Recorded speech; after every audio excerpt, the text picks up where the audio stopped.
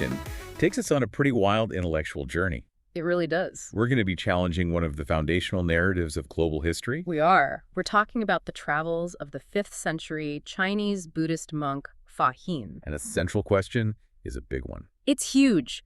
We're diving into a, let's say, provocative historical hypothesis that the highly developed cities, the very sophisticated customs, and, crucially, the continuously venerated relics that Fa-Hien recorded. In his famous work, A Record of Buddhistic Kingdoms. Exactly. That all of that might actually align more accurately, more consistently, with the historical evidence you find in ancient Sri Lanka. The island known as the Deepa. Right, and that this might be a better fit than the traditionally accepted sites in the lands we now call modern India, which Fa-Hien himself often called Bharat. So our sources are really forcing us to compare what Fa-Hien demanded as the standard for a Buddha land. And it was a very high standard.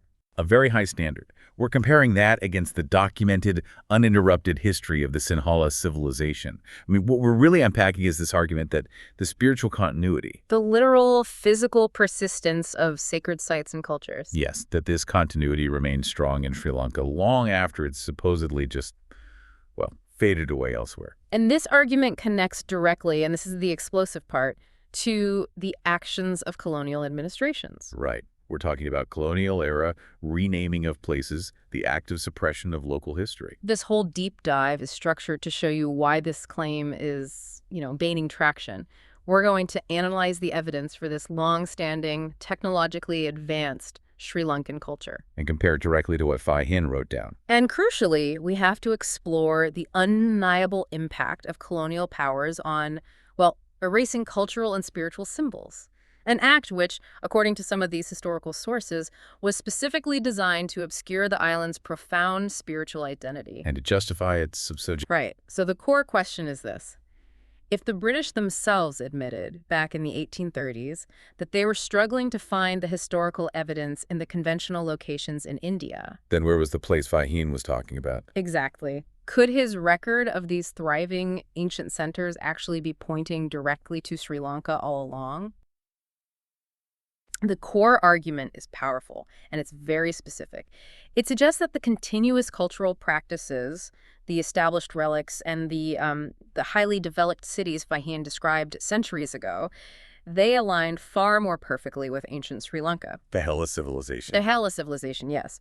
Especially when you compare it to the sites that were later identified by the British in the 1830s. And that historical moment, the 1830s, that's really critical here, because colonial officials at that time were reportedly, well, they were discussing that they couldn't find history in India. Right. It's a stunning admission. They were struggling. They couldn't locate the long, continuous narratives or the physical proof of these grand civilizations that they needed to confirm their historical maps. Yet Fa-Hien's records from more than 1,000 years prior speak explicitly of these highly advanced, thriving Buddhist civilizations. So there's a disconnect. A huge disconnect. So if these developed cities were apparently missing in the 19th century in the proposed areas, then where was that continuous, highly stable culture that Fa-Hien documented in the 5th century? And the sources we're looking at today, they insist that the evidence, the inscriptions, the cultural customs, the material relics that align with that kind of antiquity, they are demonstrably still found in Sri Lanka. Okay, so let's unpack this. I think the best place to start is by establishing the absolute standard we're dealing with. Yes. Let's set the bar. We need to understand the kind of society Fa-Hien was actually seeing, because that level of sophistication becomes the measuring stick against which we have to judge any proposed location. I have to move beyond just, finding a few old bricks. We need to appreciate the institutional and the engineering sophistication that Fa-Hien was encountering on his journey west from China. So let's start there. Section 1, Fa-Hien's very high standard. The benchmark for what Buddha land really means. That sets the definitive benchmark then. A 5th century Buddha land needs sites of unsurpassed material wealth, architectural complexity, and continuous veneration. And if Fa-Hien recorded that level of vibrancy, any location claiming to be a site he visited must demonstrate evidence of matching sophistication and continuity. And he wasn't just interested in history. He was noting active monastic and scholarly life. Yes. He mentions a place called Kasambi, where Buddha had formerly resided. And even though it was a historical site, it still had a monastery, Gochiravana, which still contained a thriving company of monks, mostly students of the Hinayana school. So he was visiting active, established, developed religious centers. Centers that maintained continuous faith and learning. And that is a key point of failure for many of the later identified sites in Bharat, where that continuity was often interrupted by war or neglect. When Fa-Hien reached the kingdom of Khotan, for example, he wasn't just describing a town. He saw an event, a ceremony that showcased immense resources and, frankly, astonishing engineering. You're talking about the four-wheeled image car. Exactly. This ceremonial car he describes for a procession. And this wasn't just some small parade float. The description is pretty wild. It's incredible. He described the car as being more than 30 cubits high. 30 cubits? What does that even mean in, modern terms? That sounds huge. It is huge. A cubit is roughly 18 inches, give or take. So you're talking about a structure that's maybe 50 feet tall. 50 feet, so like a 4- or 5-story building rolling down the street. Precisely. He noted it looked like a great moving hall.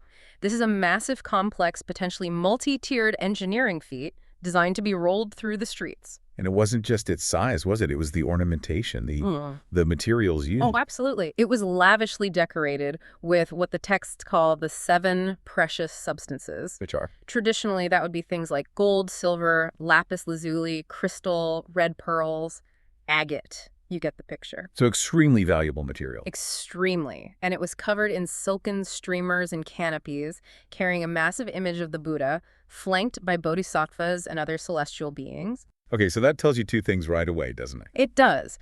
One, the kingdom possessed incredible sustained wealth. To dedicate materials like that to a ceremonial object isn't something you do if you're struggling. And two, it demonstrates an extremely high artistic and engineering skill set. I mean, not just to build a 50-foot-tall moving structure, but to do it with this exquisite, complex artistry that Fa-Hien, who had seen a lot, deemed worthy of a special detailed note.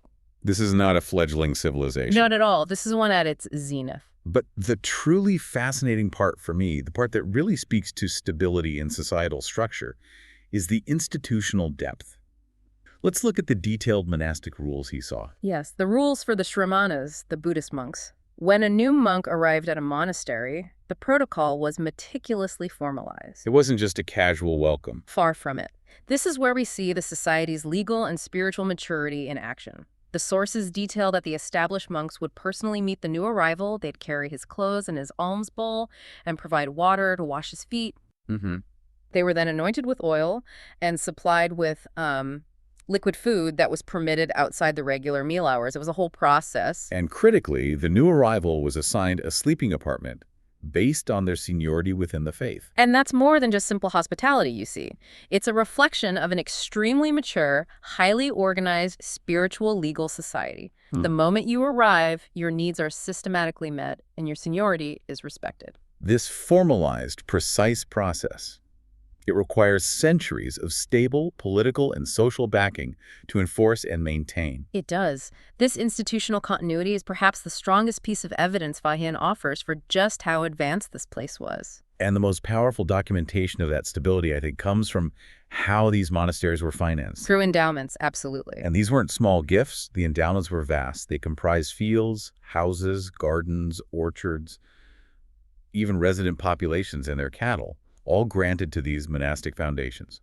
And what's fascinating here is the longevity and the legal weight that was given to these gifts. These were not flimsy, temporary agreements that could be changed on a whim. No, these grants, Fa-Hien records, were engraved on plates of metal. Plates of metal, a massive commitment of resources ensuring permanence. And according to his account, they were handed down from king to king without annulment. So a new king couldn't just come in and say, nope, that land is mine now. Exactly. Fa-Hien says they persisted even to the present time, meaning as of the 5th century when he was writing. Just think about the weight of that. This society had such profound political, legal, and spiritual stability that land and wealth grants made maybe 200 or 300 years earlier were still perfectly valid. Enforced and respected by successor kings, regardless of dynastic changes. It's the ultimate definition of a continuous, highly developed civilization. Right. If a society lacks that continuity, if it suffers constant invasion or political upheaval, those metal plates and those ancient land rights, they would have been discarded instantly. Which raises the existential question for this deep dive. Which region in the 5th century could actually boast that level of unbroken, systematic stability and profound respect for legal tradition? That level of documented continuity, that becomes the absolute necessity for the Buddha land we're seeking. Now, moving on from institutional stability, let's look at the spiritual significance, specifically through the relics and the prophecies he records. Okay, so he mentions the Ramatope. Yes, built over one portion of the Buddha's relics, and this site was constantly watched over by a Naga dragon. A Naga. Now, in this context, we're not talking about a demon, are we? No, not at all. The Naga here is a highly evolved, powerful spiritual being, a guardian and a patron. This Naga dragon presented offerings to the tope day and night. And these offerings were special. Special is an understatement. They were deemed to surpass anything available in the human world. So much so that King Asoka, a powerful emperor known for trying to redistribute relics across his empire, was actually deterred from destroying this particular tope. Why? What stopped him? Because the Naga's offerings were so magnificent, Asoka realized he could not possibly exceed them. He essentially admitted that the sanctity and the spiritual power of that specific location were beyond his political and military reach. Wow. So that speaks to the immense pre-existing spiritual authority of that particular relic site. It does. And then there's the prophecy of the Buddha's alms bowl, which is a critical text for this whole argument. Right, because it predicts the bull's journey. It predicts its gradual journey across Asia. It goes to Gandhara, Western Tukhara, Khotan, and then, significantly, it travels to the land of Sinhala. Which is the native ancient term for Sri Lanka. Precisely. Before its final return to central India and its ascent to Tushita heaven just before the extinction of the law. So, if we connect this prophecy to the bigger picture, placing Sinhala, ancient Lanka, at the very end of the line, just before the complete disappearance of the Dharma. It assigns the island a profoundly crucial, almost apocalyptic role in Buddhist religious history. It's framed as the final, sacred refuge for one of the most important relics before the ultimate collapse of the faith. Which strongly underscores the island's central role, not a peripheral one, in the Buddhist worldview that Fa-Hien was documenting. Exactly. So, to summarize the benchmark, we're looking for a civilization with high engineering capability. We're talking 50-foot moving halls, intense institutional stability proven by metal plate endowments respected across centuries, immense wealth, and a central prophesied role as the final refuge in global Buddhist history. A very high bar to clear. An extremely high bar. Yeah. Which brings us to our next section. We have to pivot and ask why, if Sri Lanka fits this ancient high-standard description, the history books later focused so heavily on locations within modern India. And the sources you provided, they point to a massive structural problem, one that's rooted in the colonial era methodology of seeking, translating, and mapping history. It all begins with the core historical record of Sri Lanka itself, the Mahawanshya. The Great Chronicle. The Great Chronicle. The sources highlight this massive challenge in translating and verifying its complete narrative. Specifically, they note that the compilation used by some of the early European translators only extended to the 88th chapter. It just stops. Stops where or when? It stops abruptly around the year 1319 AD. Wow. So that's a huge chunk of missing history. It's a devastating truncation. It means that centuries of continuous, documented Sri Lankan history, from the 14th century all the way up to the colonial period, were just omitted from the versions being studied and mapped by these external scholars. So even though complete versions existed that continued for 4.5 centuries further, the incomplete narrative was what the world saw. And that created this gigantic artificial gap in the documented continuity of the Hela civilization, Right. which could then be easily dismissed as, irrelevant or incomplete by external scholars looking for history elsewhere. And the issues didn't stop with just incompleteness, did they? The translations themselves, they contained some intrinsic damaging errors. Oh, yes. We're talking about documented historical mistakes. Things that seem small but have big implications, like calling the Buddha Gwadma instead of the proper Ceylonese or Pali appellation Gautama or the Sinhalese Gautama. That doesn't sound like a simple typo. Gwadma is pretty far off. It's not a simple phonetic misspelling. And this kind of translation error, especially calling the Buddha by this localized, arguably westernized version, was, according to the sources, instrumental in prejudicing the authenticity of Ceylonese Buddhist scriptures. How so? It allowed external scholars who were desperate to find their own historical sites in India to treat the Sri Lankan texts as secondary, as suspect, or somehow flawed. It basically paved the way for a complete geographical reinterpretation. So, if your primary source of history, the Mahawanshya, is cut short by 4 centuries and is demonstrably inaccurate in its key names and terms, Yeah. the historical narrative you build from it is going to be inherently flawed. Deeply flawed. And this flawed foundation directly supports the colonial historical search. This is the critical juncture. This is where the sources argue that the traditional historical places, now identified in India, were actually later convenient renamings done by the British in the 1830s. That's the core of the argument. The narrative suggests that in the 1830s, British officials were actively looking for confirmation of ancient history in India and, as we said, reportedly discussed that they couldn't find history in India. They were looking for the very things Fa-Hien described: the highly developed cities, the long-term continuous civilization, the archaeological proof. And they couldn't find it. Right. And when you're faced with that kind of historical void, but you still need to locate the narrative somewhere, what's the easiest path? You use the texts you have, even if they're flawed. Exactly. You use the selectively translated, prejudiced Ceylonese texts to justify renaming existing, maybe less historically significant locations to fit the narrative you need. So it was a geopolitical necessity. It effectively displaced the evidence of the truly continuous, highly developed civilization, the one Fa-Hien witnessed to locations that just lacked the necessary centuries of unbroken archaeological and institutional history. This systematic confusion is also embedded in the language itself. Let's contrast the modern simplified term Lanka with the native term the sources stress we should be using. Seehela Deshaya. Seehela Deshaya. What's fascinating here is the sheer complexity of the Sri Lankan linguistic practice, especially the use of the word rata.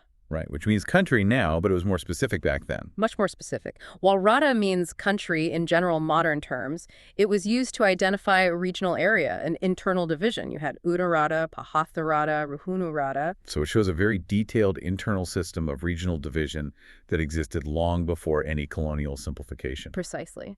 And they also employed the concept of many deepa. This was a deep, complex geographical framework. And not just one island. No. We see Lanka-Deepa, Oja-Deepa, Naga-Deepa, and critically, Jambu-Deepa. And Jambu-Deepa is the ancient term often associated with the entire subcontinent. That's right. So this suggests a pre-existing, sophisticated geographical worldview from the Hela perspective. For them, this wasn't just one island surrounded by the sea. This was a series of continents or distinct lands, the Deepas. A framework that foreign powers, particularly the colonial project, may have completely misunderstood. Or worse, aggressively reclassified. By simplifying this rich system, using abbreviated historical texts, and casting doubt on the continuity of the native civilization, well, the colonial project could then proceed with its own geographical remapping. And in doing so, they minimize the possibility that this continuously documented, highly developed Hela civilization was the actual prophesied center of the Buddhist world that Fa-Hien described. It's a powerful argument. If Fa-Hien needed continuity, stability, and wealth, which we established in Section 1. And if that continuity and wealth were declared missing in Bharat in the 1830s, as we just discussed, then we are forced to look for a historical candidate that actually possessed that level of continuous civilization. Which brings us to the Hela civilization itself. Could it actually match Fa-Hien's high standard? Well, this is where it gets really interesting. The sources suggest not only yes, but that the Hela civilization possessed a level of technology that, well, it radically rewrites global historical chronology. Okay, so now we're shifting focus from the 5th century AD back into deep, sometimes mythological antiquity, the Ravana era. We have to. We need to explore the technological claims made in these sources to see if they could provide the foundational stability and immense resources necessary to maintain a civilization like the one Fa-Hien described thousands of years later. And the key piece of technology cited is the Dandamanara. The flying machine. The sources claim this air vehicle was developed by King Ravana, potentially 6,000 years before the Wright brothers. It showcases a high technology level, often associated with the descriptions of Vimanas. Okay, hold on. The sources are claiming solar-powered spaceflight 6,000 years ago. That is an extraordinary claim. We have to be careful here and report exactly what the sources allege. It is an extraordinary claim, and we must report it impartially. The sources claim the technology was driven by solar energy for power and, astonishingly, utilized mercury vortex technology for propulsion. Mercury vortex technology. What does that even mean? The idea, as presented, is a system using a rapidly rotating core of mercury to generate an electromagnetic field or some kind of anti-gravity effect, giving it the capability for high-speed flight and even space travel. The sources present this as an indigenous, highly advanced form of physics. If the sources are correct, I mean, if we take that at face value for a moment, that level of technological mastery completely redefines the concept of a developed civilization. It does. And it directly impacts the conflict narrative that is traditionally used to date this era. Ramayana. Precisely. Contrast this purported technological mastery of Ravana with the narrative concerning Rama's army. They are traditionally described as arriving from the north on foot. And they had to build a bridge. They had to build a massive 30-kilometer-long bridge the Rama set to over days of intense manual labor. So if Ravana and the Hela people possessed advanced aerial and high-speed transportation, but the opposing force required this arduous manual construction effort to cross a narrow strait. It suggests a profound, demonstrable technological capability gap between the two regions at that time. The Hela civilization clearly held the technological high ground, and that would certainly provide the resources and the knowledge base for the continuous, stable society Fa-Hien observed centuries later. This high-tech pedigree, the sources claim, extends into other areas of Hela engineering as well, specifically energy and construction. We have to consider the resonance principle of Nalanda Gadij and Matali. Nalanda Gadij is a fascinating site. The sources claim it was considered to be located precisely at the Earth's center line, and that it originally functioned as a sun temple. An Agni Shakti center. Right. For clarity, what exactly do the sources mean by Agni Shakti in this context? Agni Shakti literally translates to firepower or fire energy. In this ancient context, the sources claim it was a center that channeled or provided necessary energy, possibly relating to geomancy or tapping into terrestrial energy points. So an understanding of the Earth's energy grid and how to architecturally harness it. A very deep understanding. And here's where the historical suppression theory comes in again, tying back to the colonial project. The sources present the theory that Europeans, recognizing the profound power of this ancient energy point, later countered it. Wow. Yes. They argue that to neutralize this powerful fire energy at the island center, the Europeans allegedly moved the structure, Nalanda Gadij itself, and then deliberately built a vast reservoir nearby the Bharat Reservoir. To create a massive volume of water. To counteract or resist that energy source. This implies a deliberate effort to suppress or neutralize indigenous knowledge and power through large-scale environmental manipulation. And their hydraulic engineering was supposedly just as sophisticated, focusing on massive subterranean systems. Yes, Ravana's era is said to have featured high-speed transportation using sophisticated water pressure technology through underground tunnels. We're not just talking about simple drainage channels here. No, not at all. These were pressurized tunnels designed for transport, linking geographically distant places like Matale to Navakanya. And this Hela water technology was an enduring tradition. It wasn't lost. No, the sources emphasize it was later adapted and used extensively in the Polonnaruwa period. Figures like Pulathisi Rishi and King Parakramabahu relied on the assistance and the established knowledge base of the indigenous Yaksha tribes to manage these massive hydraulic projects. And this is not just about correcting an old map. No, this is about reclaiming a national memory, a spiritual sovereignty. What's so fascinating is how the sources frame the ancestral lineage. They take figures we all think of as, well, mythical. Like Ravana. Like Ravana. That. And they present him not as a fictional demon, but as an actual ancestral figure. They describe these figures as real parts of your lineage that got turned into mythical concepts over time. So it's a claim of reclaiming a heritage that they argue has been, buried or distorted. Exactly. Buried or distorted by outside forces for centuries. This really moves the conversation out of just faith and into a kind of a national philosophical project. It does. It's centered on historical revision. So if we accept that premise, for the sake of the argument, we need to understand who these ancestors, the Hileo, are claimed to be. What does that identity mean? Well, the sources detail the Hileo as the inheritors of the mountain slopes. They're deeply linked to this powerful ancestry of Chakravarti kings. And a Chakravarti king, for anyone who doesn't know, that's a universal monarch, right? A wheel-turning ruler. A figure of immense power whose reign is seen as morally and justly sanctioned across the entire world. So by linking the Haleo to this lineage, they're explicitly claiming to be the real inheritors of Ravana's power. A figure symbolizing ancient, pre-existing imperial might. Absolutely. They describe themselves poetically as the defenders of the unthinkable land hidden in the great ocean. It's an identity that's rooted in this potent, defensive, spiritual, and geographical sovereignty. And this assertion is so crucial because it completely reroutes the origin of Buddhism itself. It does. It positions the island as the ultimate spiritual source, not just a place that received the faith from the continent. So the island, the Dipa, is the origin of Buddhism. That is the explicit assertion. The sources claim that the big seminal wars fought by ancient kings like Dutugamunu, who's famous for unifying the island. right. They claim those wars were fought solely for the defense of Buddhism, which was already rooted there, not to spread it or bring it over from India. So in this cultural memory, the island is seen as the living library of ancient humanity. Yes, a place where the original teachings and the original relics remained intact and were continuously guarded. Okay, this high cultural claim of being the cradle of humanity and divine wisdom, that's where the spiritual argument really smacks into the political necessity for erasure. Exactly. If an island claims that kind of profound spiritual sovereignty, well, that's a direct threat to any colonial administration trying to manage it. It's a fundamental threat to their legitimacy. So how did the sources suggest this spiritual claim was systematically dismantled? This is where the narrative shifts from just history to, well, intentional suppression. The sources suggest that colonial governance involved the systematic destruction of the land's spiritual and physical symbolism. So it's not just accidental neglect, it's active malice. That's the premise. If you can destroy the symbolism, you can dismantle the spiritual claim, and that makes political subjugation a whole lot easier. Let's look at a specific example of this alleged erasure. The source material brings up the geography of Horton Plains. Now, this seems like a radical connection, linking a specific plateau to the biblical Garden of Eden.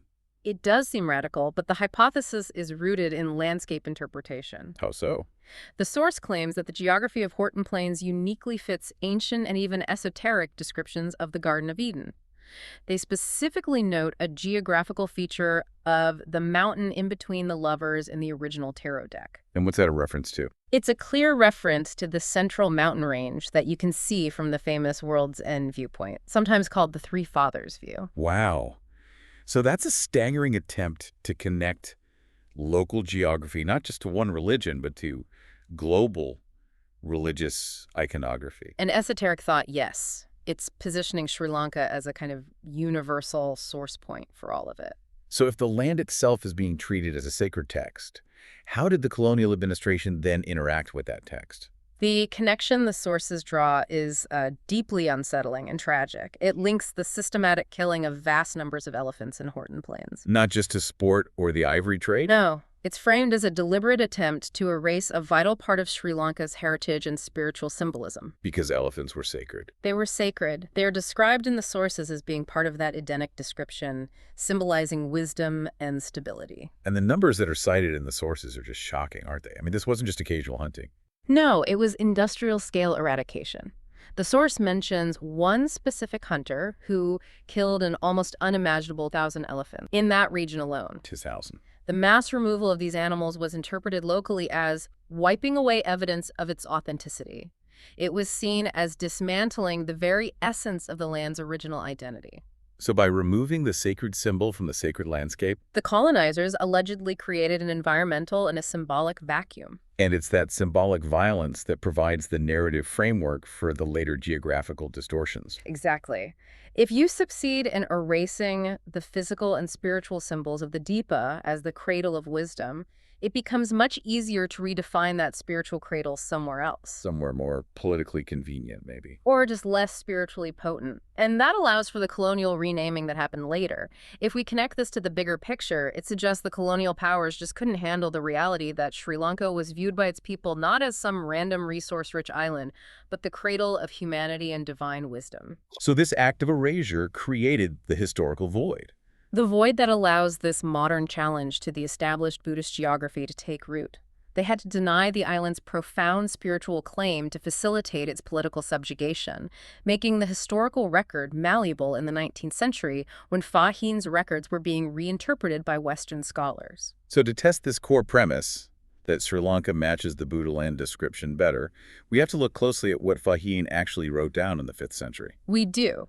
And his journey itself establishes the magnitude of the spiritual prize he was seeking. It sets a rigorous standard of verification. This wasn't a casual trip. Far from it. He was a devout pilgrim. He was determined to find original texts and verifiable, thriving centers of faith. The source material details him crossing just incredibly rugged terrain. Sheer rock faces. Sheer rock faces. He describes traveling southwest for 15 days along the foot of these massive mountain ranges, and he records one stretch as a bank that was exceedingly precipitous, a hill-like wall of rock, 10,000 cubits from the base. 10,000 cubits. That's over 15,000 feet. It's nearly 3 miles high, straight up. That implies an extreme isolation. Right. He was searching for locations that were remote, secure, and potentially untouched by the political chaos of the time. That's precisely the interpretation. The physical requirements to navigate this landscape are almost unbelievable. The sources record that men had to chisel paths along the rocks and then distribute ladders on the face of them to the number altogether of 700. 700 ladders. Just to navigate that one rugged stretch, can you imagine the logistics of that? And at the bottom, there was a perilous suspension bridge made of ropes to cross the Indus River. And the banks were 80 paces apart. That detail about the 700 ladders and the rope bridge is critical. It just underscores the level of determination required. Fa-Hien was clearly seeking facts and verifiable continuity. He was demanding a high standard that excluded any location that had decayed or been abandoned. So what was he actually looking for? When he spoke of a Buddha land in 8400, he wasn't looking for ruins. No, he was looking for active, living spiritual centers. Evidence of a vibrant, established Buddhist culture with sophisticated sites and verifiable, continuously venerated relics that had survived the tides of history. Okay, so the required standard is incredibly high. Sophisticated urban centers, massive architectural stability, unbroken veneration, and the material wealth to sustain it all. That's the bar. Now, let's see how the sources describe ancient Ceylon's status. A status which the argument claims aligns far better with Fa-Hien's rigorous requirements. The source material provides powerful context for Ceylon's inherent ability to sustain that kind of grand infrastructure, which would have been critical in Fa-Hien's time. It describes Ceylon as having been, from time immemorial, the entrepot. The critical hub for commerce. The hub for commerce between the East and West. We're talking global trade routes. Linking it to the Mediterranean and beyond. Absolutely. This trade involved Phoenicians, Greeks, Romans, Arabs, all trafficking in high-value goods like gold, silver, ivory, apes, and peacocks. This was not a peripheral island. It was a central node of ancient wealth. And that detail about silver, that connects commercial wealth directly back to spiritual infrastructure. It does. The source notes that silver, a highly valuable commodity, was used for writing on sacred books in Ceylon. This detail shows that the commercial and material wealth, the means to support grand religious infrastructure, arts, and permanent documentation, was deeply embedded in Sri Lanka's long, uninterrupted history. So this continuous stream of wealth makes the existence of these sophisticated, massive, and continuously maintained centers precisely what Fa-Hien would have expected to find in the true Buddha land. This brings us to the core of the geographical argument. If the original sites of the Buddha land were supposed to be this developed matching that Ramatope standard, what was the state of Ceylon's culture, particularly its religious architecture, in the 4th and 5th centuries? Well, the sources show massive ancient Sri Lankan cities that remained active centers of Buddhist faith. They offer the architectural scale and the proof of continuity that few other sites could claim. Let's start with just the sheer scale of Anuradhapura, the ancient capital. I mean, the ambition of these projects must have been astounding for that era. The structures defy the term ruin even centuries later. We have to consider the great dagobas, these massive dome-shaped reliquaries. Like the Thuparama. The Thuparama is a perfect example. It's considered the most venerated dagoba. It was built by King Madhyadeśa 3 centuries before the Christian era to enshrine a foundational relic, the collarbone of the Buddha. That's a point of physical, verifiable antiquity. And this site wasn't just old, it was still central in Fa-Hien's era. Precisely. The continuity is the key. It was so sacred that King Upatissa, who was reigning around 8400, exactly when Fa-Hien would have been visiting, considered the Thuparama his single most precious possession. That's living continuity. It's not just historical memory preserved in stone. The structure itself and the relic inside it form the very backbone of the reigning monarch's legitimacy. But the scale of the secular and monastic structures is maybe even more compelling. It proves the engineering and the wealth needed to match Fa-Hien's criteria. Tell us more about the Brazen Palace. The Brazen Palace, or Mahawanshya, is an archaeological marvel that supports this claim. The sources describe this massive structure as having been supported by an astonishing 1,600 pillars of rock. 1,600? Each one 12 feet high. This colossal architectural undertaking dates back to the time of King Dutugamunu, around BC 104. 1,600 monolithic columns, supporting a palace centuries before Fa-Hien even arrived. I mean, to put that scale in perspective for you, the listener, this would have rivaled the most massive religious or imperial architecture anywhere in the ancient world, whether in Rome or Byzantium. And it demonstrates a wealth and engineering capacity that absolutely contradicts any notion of this being some small underdeveloped island. And the ruins are still there to prove it. The ruins centuries later still showed the vast collection of these 12-foot stone columns, proving its stability and permanence. And this infrastructure was supported by advanced civil engineering. The massive artificial reservoirs, or tanks. Colossal waterworks designed to collect monsoon rains and distribute water year-round across these vast, densely populated monastic cities. So you have material wealth, engineering genius, and religious focus. The ideal, continuous environment that Fa-Hien was seeking. Okay, let's pivot now to the relics that symbolize continuous living faith. Not just buildings, but artifacts that have been documented and venerated without interruption. This has to be the strongest argument for continuity. And that would be the sacred Bodhi tree, the Jaya Sri Maha Bodhi at Anuradhapura. The sheer continuity here is unparalleled in the Buddhist world. When was it planted? This tree was planted in 268 BC. It was reputedly grown from a branch of the original Bodhi tree under which the Buddha attained enlightenment, and it has been regarded with continuous state-sponsored worship ever since. The documentation of this tree's life is crucial. It acts as a living chronological marker, solidifying the Deepa's claim against any site whose history is vague or interrupted. It provides an irrefutable historical lineage. The ancient chronicles, the Mahawanshya and the Rajaratnakari, both foundational historical documents, meticulously record the Bodhi tree's vicissitudes. So kings were constantly building around it. Constantly. Building halls or houses around it, with records showing upkeep and veneration activity as late as AD 1153, and continuing right up to the modern day.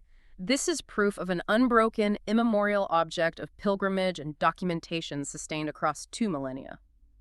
If Fa-Hien was looking for verifiable ancient relics, this is perhaps the single most compelling piece of physical evidence that matches his standard. Now let's contrast this with another sacred site on the island, Adam's Peak, which local histories place even earlier. This raises an important point about shared sacred geography. Adam's Peak, or Shripada, is a singular mountain that holds a venerated footprint. The Mahawanshya records this as the Shripada, the sacred footmark of the Buddha, with local histories dating its veneration back prior to 301 BC. The concept of a site of common adoration is also fascinating. What was the atmosphere like? What's remarkable is that this site became a point of peaceful, common adoration. You had Buddhists, Muslims who claim it's Adam's footstep, and even Hindus and Christians all meeting in peaceful worship. That's very different from other global holy sites. The sources explicitly contrast this atmosphere with the furious contention seen at other major sites, like the Holy Sepulchre in Jerusalem. It suggests a deeply ingrained spiritual tolerance rooted in the site's antiquity. And the Mahawanshya, one of the great state-sponsored chronicles to the Sinhala kings, it even records physical foundational relics given by Gautama himself being deposited on the island. Yes, the chronicle provides stunning specificity. It details that Gautama gave the chief of the Devas, Sumano, a handful of pure blue locks from the growing hair of his head. Wow. And that, along with the bone of his thorax, was enclosed in the original dagoba shortly after his decease. These are precise details of foundational relics existing on the island from the absolute earliest period of Buddhist history. This is the hard evidence of continuity. Physical relics, massive architectural structures. It's all the evidence that the argument claims aligns perfectly with Fa-Hien's expectation of the true Buddha land. The island's records show they had the relics, the wealth, and the continuous culture Fa-Hien was looking for long before the 5th century. No discussion of major relics in Sri Lanka can ignore the single most famous and controversial artifact associated with Sinhala Buddhism, the tooth relic, or Dalada. Right. And this artifact serves as a clear historical case study of how imperial destruction directly challenged the continuity we've been talking about. The Dalada was absolutely central to Sinhala sovereignty. And national identity. Kandy became the final native capital, partly because it was the sanctuary for the Dalada and other key relics starting in the 14th century. It was a national palladium. The Rajaratnakari suggested exactly that. It was a sacred object whose protection was understood to be directly tied to the safety and sovereignty of the entire Sinhala nation. As long as the relic was safe, the country was protected. Which brings us directly to the moment of colonial collision, the Portuguese destruction narrative of 1560. A moment where a foreign power intentionally struck at the core spiritual and political symbol of the island. What do the sources say happened? They detail the Portuguese seizure and the alleged destruction of the original tooth relic in 1560. The Portuguese prelates and inquisitors held a religious council to decide its fate. So this was a formal decision. A very formal decision. They viewed its existence not just as a religious error, but as a political threat. They concluded its destruction was necessary because it was idolatry and an insult to the Almighty. And they felt this crime must be committed even if the state or even the world itself might be imperiled. That is extraordinary rhetoric. The magnitude of that decision risking chaos and global disruption shows how profoundly they viewed this symbol's power over the hearts and minds of the people. They sincerely believed they had destroyed the original. Which reinforces the idea that key sacred objects were intentionally targeted and erased from the historical record. This episode, whether the relic was genuine or not, powerfully aligns with the overarching thesis. Western powers enacted intentional destruction of central Buddhist symbols, contributing to the cultural distortion that later allowed for the geographical renaming of the Buddha land. Absolutely. The historical record shows that if a culture's spiritual anchors are destroyed or compromised, their claim to ancient history becomes much easier to dismiss. And the subsequent administrative history under British rule further weakened the local ability to preserve that history. After the Dutch were expelled in 1795, the British installed a deliberately destructive administrative structure. What was the primary mechanism of this mismanagement? It was simple: replacement. A British civilian was tasked with revising the financial system, and he abolished the ancient communal service tenures by which the Sinhalese people held their lands. Tenures which were often tied to temple maintenance. And resource preservation, yes. He substituted in all its severity the revenue system of the Carnatic, a highly centralized and often exploitative land tax system used on the Indian mainland. So they replaced a system rooted in local custom and religious responsibility with a system alien to the culture, designed purely for extraction. And this was enforced by personnel who were hostile to the local population. Critically, he introduced a host of Malabar subordinates to enforce it, superseding the native officers who understood the local systems. And these new administrators were described as enemies to the religion of the Sinhalese, strangers to their habits, and animated by no impulse but extortion. So the local population was doubly stressed. Their sacred symbols were destroyed by the Portuguese, and their means of governance and self-sufficiency were dismantled by the British. This systematic weakening would make the preservation of cultural memory outside massive, undeniable ruins like Anuradhapura extremely difficult. It created a perfect environment for historical obscurity. Which explains why Kandy, the final native capital, has no ancient monuments. It's no surprise. It presents no architectural monument with any pretension to antiquity, having been burned repeatedly by the Portuguese and its own inhabitants. This destruction provides a stark contrast to the massive, ancient stone ruins of Anuradhapura we discussed earlier. It suggests a cultural shift away from the grand, permanent centers. And this lack of visible, continuous grandeur in the later capitals could easily have led outside observers, centuries later, to dismiss Sri Lanka's claim to being the original Grand Buddha land. The implication, therefore, is powerful. The continuous, sophisticated culture Fa-Hien sought was actively obscured in Sri Lanka by imperial violence and administrative policy. This makes the alternative theory, that he found the original centers of Buddhism there, archaeologically, historically, and politically coherent, especially given the continuous, preserved evidence like the Bo tree and the massive dagbas. Evidence that simply couldn't be ignored or relocated. The argument is that the cultural memory of the Dipa has been fighting against centuries of deliberate historical distortion. So what does this all mean? We've traced a detailed argument asserting that Sri Lanka, the ancient Dipa, holds the physical continuity. The massive, enduring ancient cities, the sacred bow tree dating back to 268 BC, the uninterrupted lineages of relics. All of which demonstrably matches the standard of developed, sophisticated culture that Fa-Hien sought in the 5th century. And this narrative gains strength when you contrast it with the historical reality of the conventionally recognized sites, many of which, according to the sources, suffered greater decay or were subjected to later renaming, perhaps encouraged by colonial biases. The continuity of Buddhist veneration in Sri Lanka, supported by state chronicles like the Mahawanshya and the preserved ruins of Anuradhapura, provides the robust historical context for this alternative reading of history. Fa-Hien needed to see established complexity and permanence. Ancient Ceylon had it. And the underlying thread of historical violence, the destruction of the tooth relic, the symbolic eradication of sacred animals, the replacement of local administration with hostile extractive systems, that provides the motive. It provides the powerful motive for why that true continuity might have been systematically suppressed or intentionally obscured in favor of re-identifying sites in a location more politically manageable for colonial powers during the 19th century. Exactly. The historical record suggests that Deepa was a center of spiritual and material wealth from time immemorial, supporting structures like the Brazen Palace with 1,600 rock pillars before the Christian era. That level of enduring sophistication is the metric we have to apply to Fa-Hien's account. When the British admitted in the 1830s that they couldn't find the necessary inscriptions or historical depth in the assumed locations in Bharat, the evidence of Sri Lanka's preserved culture becomes critically important for interpreting Fa-Hien's 5th century itinerary. We have seen that the original Mahawanshya records the Sripada, the Buddha's footprint on Adam's Peak, as existing prior to 301 BC. If key events and sacred locations of the Buddha's life were so firmly rooted in Ceylon centuries before the Christian era, predating even the major expansion of Asoka's empire, what does that imply about the historical timing, geographical spread, and fundamental narrative of Buddhism as we're commonly taught it today?